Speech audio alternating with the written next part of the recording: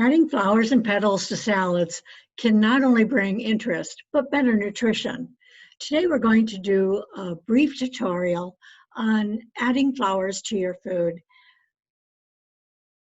This is June, and I probably will do another one in the summer because many of the blooms I like to add to food are not ready yet. So, but my spring ones that are my favorites are ready. And so I'm going to share a few of those with you today and how I use them. So my name is Mary Bourne. I'm a traditional naturopath, and I love sharing natural remedies with people because they work. They've been around for hundreds, even sometimes thousands of years, and they've stayed with us because they are so beneficial. Thank you for joining me today. Many blooms are very, they're interesting. They have different shapes. They have different smells and tastes. And today we're going to talk about 5 of my favorite. And what I talk about is for informational purposes only. And if you have a specific health problem, you should see a qualified health professional. So this is a picture of marigold. Now, marigold comes in this deep red with yellow. It has orange, more yellow, and it is full of what we call lutein. Now, luteus is the Latin and it means yellow. And so, of course, it's yellow. It makes food yellow. And actually, when dried and pulverized, it can be used the same as you would use saffron. And it's been noted as poor man's saffron. And so it's quite nutritious as well as adding beauty to some foods. I love it sprinkled over mashed potatoes or rice or in cream dishes. I like to sprinkle the petals on different dishes. It has, depending on the type, it can have a little bit of a peppery taste to it, somewhat like nasturtium. Nasturtium is much more tangy and peppery in taste. And so marigold is quite mild, can be a great thing to add to a child's food to create interest. I shared this interest with my granddaughters when they were young. I would say they were, 5, and they used to go out and they pick dandelion flowers, and then they shared it with their friends, and they got into trouble because their friends had a dog, and you just don't want to pick dandelion flowers from a backyard where a dog runs around. So if you catch my meaning. So you have to be careful of where you're picking the flowers and blooms from. You do not want to get anything that's been sprayed with pesticides or any kind of chemicals. But these blooms can add not only great interest, many of them are loaded with antioxidants, and anytime that you take in antioxidants, you're going to help tone down inflammation. So Allium are a great family of herbs and flavorings. This is the chive blossom. I also have garlic, and it has a great big globe, and I dry that globe and I will pick off it during the winter, and it gives a slight garlic taste to food. So it isn't overwhelmingly garlic, but it gives that little bit of interest in so far as garlic goes. But the Allium family are very beneficial. There's a study on organosulfur compounds, which are known for anti-cancer, anti-HIV, and the antifungal properties. And this ResearchGate.net is where you can find some interesting studies that have been done on the benefits of chives and the family Alliaceae, and they have specific benefits for protecting against these conditions. So the way you want to do is pick the brightest purple blossoms that you can pick, and then you use the bloom itself. And there are videos on YouTube that show it. I'm not sure you can see that bloom. Bring it up as far as we can. But it's just a gorgeous bloom, and there's probably 50 or 60 on each globe. And that's how you would use it. You would pick off the bloom, sprinkle it on different foods to add that very light flavor to it. Great in salads and cream dishes. It's a wonderful addition. Plus, it's really quite interesting. I've made a chive vinegar, which you actually just cut the blooms real close. You don't have to take the blossoms off. You can just take the end of the bloom and stuff a jar and then fill it up with apple cider vinegar or even white vinegar and leave it for about a month. And then you strain off the blooms and you've got beautiful chive vinegar, which you can use as a marinade. You can use for making salad dressings with vinegar, with olive oil. It really is a great way to add nutrition, interest, and to get a more whole food diet by adding different flowers. So let me see, I want to make sure I've said everything. Yeah, so then you would strain off the blooms through like a cheesecloth or a tea towel and get all that goodness out of it.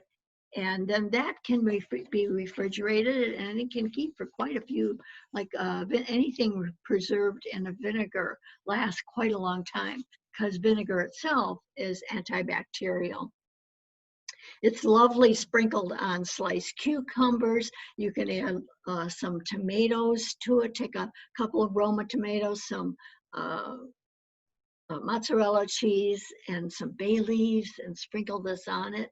It really is quite delicious. Plus, it's something that you're bumping up your nutrition with. So this is my wild rose bush, and I lost a great deal of my roses over the winter, and so the only rose I have right now is this wild rose, and the hips are really, really small, and the hips form after the rose blooms. Then as it collapses in, it creates the hip, and in the hip is the seed, and there are lovely teas you can make with rose hips. It's a great way of getting vitamin C in you. And it's another way that you can extend it over the winter months to enjoy this lovely plant. The leaves of the rose have benefits as well. So if you have a bite or a sting and you're near a rose bush, pluck off a leaf, chew it a little bit, and plop that poultice right on the sting, and it will pull out the stinger. So it's very beneficial. And there's wild roses are quite prevalent in areas where there's wooded areas. This one was here when we moved here, so it's a good 40 years old. So, and it it is hardy. I mean, I've tried to whack it down. It grew around a pear tree that we cut down, and it still came back. So it was quite hardy. But roses can be added to lemonades. It can be added to just making a tea. One of the ways I love to do is I make a rose toner. So I stuff the blossoms into a jar and I pour boiling water over it and then I let it steep and cool. I cover it because if you leave it exposed, you're losing a lot of the essential oils. So cover it, let it cool down, strain it off, and then you add equal parts to witch hazel and this, and it makes a great spray toner. I also like to add like if I end up with 2 ounces, I like to add another ounce of silver, which helps to keep it antimicrobial. But the ancient Chinese used to use this as a great digestive aid. So just plucking the petal and chewing on it is great. They taste lovely. They're about 95% water, so they don't have uh, when they're dried, they really don't have a lot of nutrition.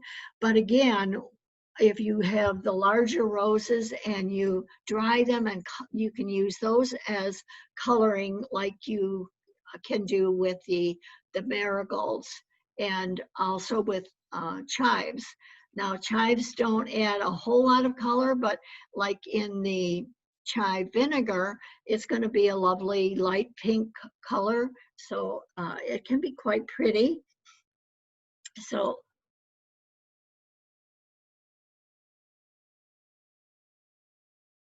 they're also really pretty in fruit salads. They have a bit of a sweet taste to them.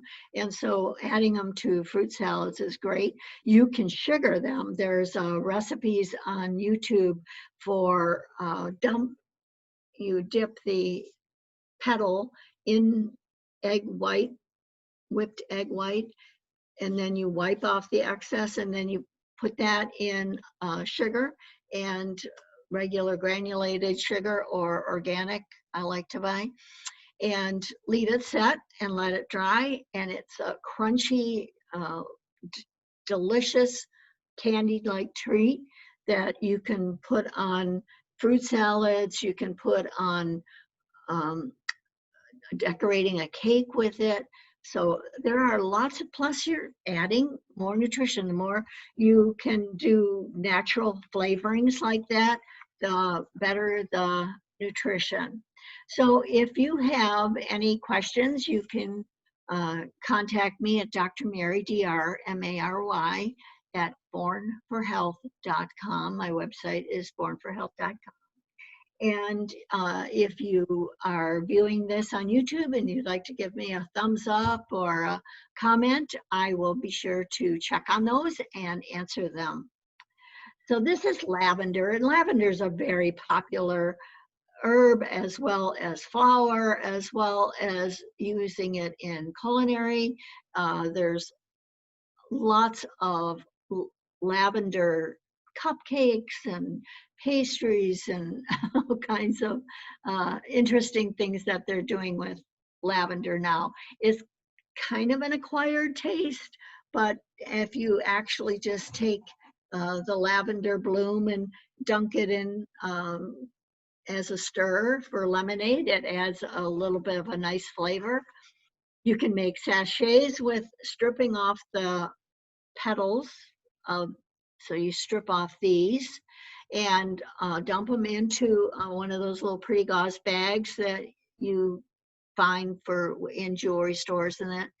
So you may have gotten something in it, and you can, or you can make a little silk purse like out of it um, to sew and make a sachet. And this is great to as a sleep aid. So you can put it inside a pillow cover and help uh, uh, sleep because it's a great nerve tonic. It helps to support nerve health and the nervous system. It is very, very soothing, again, anti-inflammatory. So it's full of antioxidants and so lovely. When um, you can make a tea out of it. Uh, so you can pour water over the bloom and let it cool, and then add some aloe vera gel to this, whip it up, and then put it on sunburn. I've used lavender oil. Uh, Lavender and aloe are one of my favorites for any kind of a burn, and it has helped me through many, many situations. And I've never blistered, or it never got even to the past the point of redness. And the tissue seems to regenerate really fast. It's also a great skin toner, so if you don't like the smell of rose, you can make a lavender toner for your skin just the same way as I did for the rose toner. So another beautiful flower is pansy. Now the larger ones are the pansy. You can see the large petal here, and then the two side petals, and then the final petal here. And in this one, you can see it actually makes that face. So on a viola, you have the two little ones that kind of look like mouse ears, and then the face. And they're both very beneficial. They are astringent. They can be, you can use them in a variety of ways to decorate different things. They depending on the color of the petals that you're adding, it can create a lot of interest. They taste delicious, actually, very sweet. Some are stronger than others, but all of them are very, very delicious. Now you just pull off the petal, that's what you eat. And if you want to maintain pansies throughout the year, what I've noticed, I used to be told that they were a cold weather flower, cool weather flower only, but that's because the object of the plant is to go to seed. If you clip off at the very, where the flower starts at the leaf foliage, clip off here, not the tip, you will extend that plant and it will continue to grow, because if you let it go to seed, it will stop. That it decide, that's it. However, if you let some of them go to seed, you can actually pluck off the little seed pod and put it in a bag, and next year plant them. You can plant them like in June, something like that. Also with the marigold, the seed pod when it dries and you pluck it off, the seeds look like little needles, and you can keep those as well. So you can have plants that pay for once and they keep on going. So they're different than perennials because you have to reseed them. Sometimes if you live in a not so harsh climate, if you reseed them right in the ground, they will come up again next spring. And maybe you've had that experience where they've popped up before. So the plants themselves can be such a benefit. They create such interest. They're really healthy for you.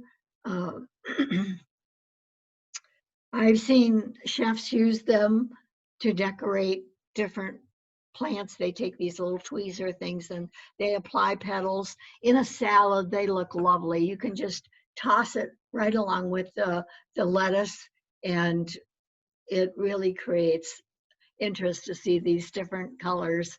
And some have add taste to the salad. So I hope that you will find this interesting. Just another word of caution: make sure that you know where the plant is coming from, that it's organic, that there isn't any pesticides on the flowers and the blooms. And hopefully you can go out and pick some blooms today and add some interest and better nutrition to your food. And you'll think of me, and you'll want to share this video with other people so that they too can enjoy better nutrition through edible flowers. And again, if you want to contact me, it's Dr. Mary at bornforhealth.com. And thumbs up and comment, and thank you again. Share this link with other people so that they can enjoy blooms as well. And um, until next time, this is Dr. Mary for the Alphabet.